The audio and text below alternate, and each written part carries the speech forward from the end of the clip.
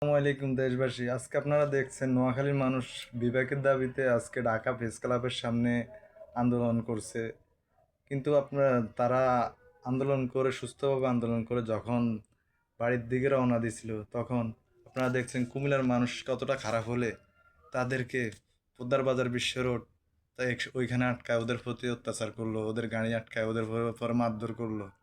তো আপনাদের দেশবাসীর কাছে একটাই বিচার, যে কেউ যদি তাদের ন্যায্য অধিকার দাবি করে, সেটা যদি আরেকজন প্রতিহত করতে চায়, ওই মানুষগুলো আপনারাই বলেন যে ওরা কি মানুষ, না মানুষের কাতারে পড়ে। তাদের এলাকার উপরে, তাদের জেলার উপর দিয়ে বিশ্ব রোডটা গেছে, এই জন্য কি ওদের বাপদাদার সম্পদ হয়ে গেছে? ওইটা ওটা তো কারো সম্পদ না।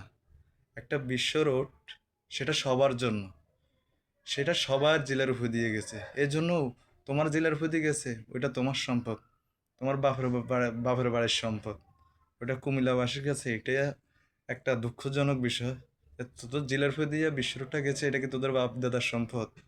আরে ভাই, তোদেরকে যে ওই যে ব্রিটিশ আমলে বইলা গেছে তোরা যে কুমিল্লার হিতর, তোরা এখন আবার প্রমাণ করলি যে আসলে তোরা হিতর। ওই যে কথা আছে না, অতি উড়লে মাছরাং, কেমনে জানি কথাটা আসলে সঠিক মনে আসতেছে না।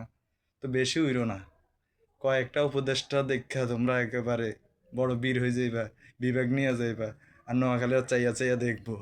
আসলে এগুলো ভুল ভাই। বিবেক নিতে হলে তোমার যে বিবেকটা দিবে, তোমার আশেপাশের জেলা তোমার উপরে সমর্থ কিনা সেটা অবশ্যই গণশুনানি করে তারপরে তোমার বিবেক দেওয়া হবে। তুমি গণশুনানি না করবে, একটা উপদেষ্টা বিবেক দিয়ে দিবে তোমার, ওই পাশের জেলাগুলো যদি তোমার সাথে না আসে, তুমি একা বিবেক নিতে পারবে? আরে ভাই, তোমাদের কবে যে বুদ্ধি হবে? আমাদের নোয়াখালীবাসী তাদের ন্যায্য অধিকার দাবি করছে, আর তোমরা কি করছো? ছোট লোকের মতো নিজের দুর্বলতা আমাদের উপরে ইয়া করছো, তাই না? তো ভাই, এটা এই দিন বেশি দিন না, এই দিন একদিন তোমাদের জন্য কাল হবে। তো আর কিছু বলার নাই, ভালো হয়ে যাও। তোমরা বিভাগ না, আমাদের কোনো অসুবিধা ইয়া নাই, সমস্যা নাই। কিন্তু তোমরা আরেকজনের বিভাগের দাবিতে বিঘ্ন ঘটাবে, তার মানে কি তোমরা জোর করে নিবে? সেটা হবে না। নোয়াখালী মানুষ আঙ্গুল ছুঁবে না। নোয়াখালীর মানুষ চাইলে এই দেশটারে ইয়া করে দিতে পারে। নোয়াখালী রে খেপাইও না। নোয়াখালীর হাজার হাজার রেমিটেন্স যোদ্ধা প্রবাসের মাটিতে কষ্ট করে। আর পৃথিবীর বৃহত্তম এখন বাংলাদেশের, পৃথিবীর ভিতরে প্রত্যেকটা, বিশ্বের প্রত্যেকটা দেশে নোয়াখালী বাস করে। নোয়াখালীর সাথে তোমরা কোন দিক দিয়ে পারবে? ব্যবসা কও, বাণিজ্য কও, প্রবাসী, রেমিটেন্স কও, সব দিকে নোয়াখালী আগে আছে। তোমরা কোন দিকে ভাই?